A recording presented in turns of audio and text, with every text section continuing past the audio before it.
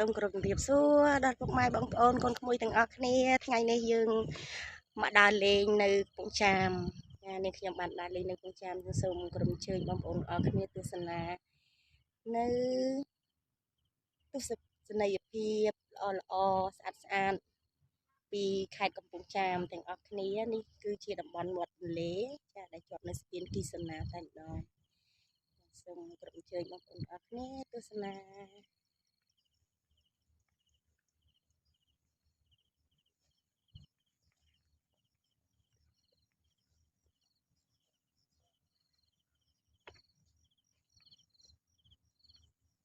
ខែនេះទឹកឡើងអត់ទាន់ច្រើនទេអញ្ចឹងហើយបានតំបន់នេះនៅអត់ទាន់ទឹកនេះ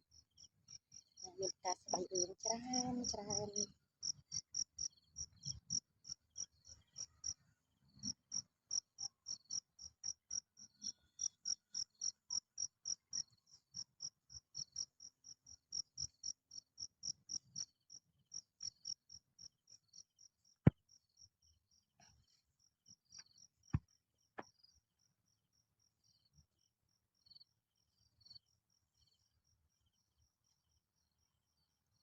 មីងគាត់កំពុងដើរ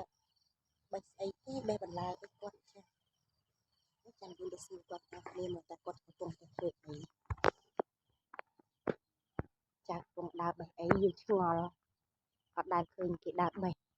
បន្លែប៉ុន្តែដឹងជាបន្លែអី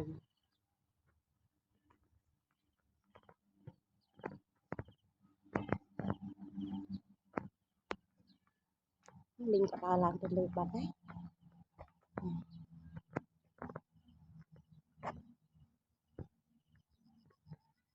ដល់កន្លែងនេះគឺផ្លូវឡើងទៅលើ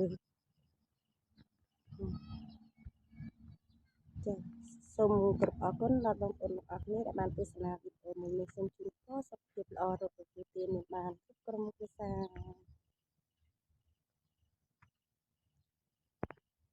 ក្រុមជម្រាបសួរដល់មិត្តភ័ក្តិបងប្អូនទាំងអស់គ្នាថ្ងៃនេះសូមអញ្ជើញបងប្អូនទាំងអស់គ្នាមកទស្សនានៅវីដេអូ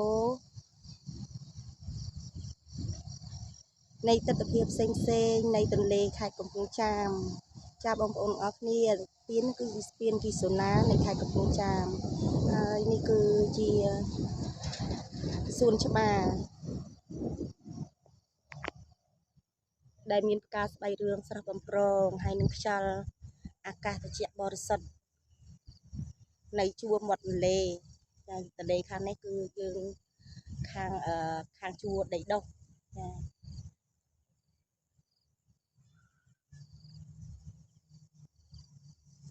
ចលហើយត្រជាក់ស្រួលណាបងប្អូនណាចាទឹកទន្លេខ្យល់បក់ផាត់មករវិចដើមឈើដើមអី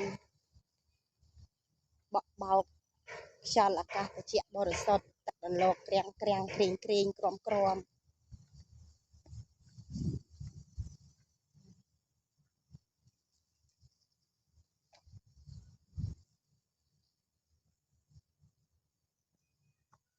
ពេលបានយើងមកកន្លែងដែលមានខ្យល់អាកាសត្រជាក់បរិសុទ្ធអញ្ចឹងធ្វើឲ្យយើងមានអារម្មណ៍ស្រស់ស្រាយកាត់រំសាយនៃក្តីទុក្ខសោកកង្វល់ផ្សេងធ្វើឲ្យយើងមានអារម្មណ៍ស្រស់ថ្លាបំបត្តិនៅ stress ចំពោះការងារផ្សេងដែលយើងបានបំពេញជួនពេលខ្លះយើងទៅលេងកម្សាន្តដែលមានមនុស្សច្រើនសប្បាយរីករាយនិយាយច្រើនកម្សាន្តទៅចែកគ្នាច្រើនក៏មិនមែនជាការល្អដែរជួនកាលត្រូវនិយាយទៅប៉ះគ្នាដែលនិយាយទៅមិនទៅត្រូវគ្នាវាអាចធ្វើឲ្យយើងមានបញ្ហាផ្លូវចិត្តកាន់តែខ្លាំងតែសម្រាប់ការកម្សាន្តនៅតាមតំបន់កម្សាន្តផ្សេងដែលមានភាពស្ងប់ស្ងាត់មានខ្យល់អាកាសបរិសុទ្ធល្អគឺធ្វើឲ្យយើង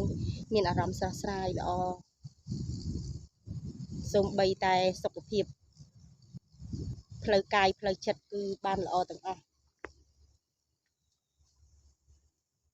ចាបងប្អូនអរគ្នាមើលទេសភាពនេះទៅ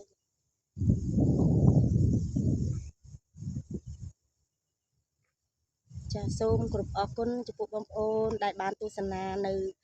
វីដេអូមួយនេះសូមគោរពជូនពរដល់បងប្អូនទាំងអស់គ្នាទទួលបាននូវសុខភាពល្អរកទទួលទានមានបានគ្រប់ក្រុមគ្រួសារ សូមអរគុណ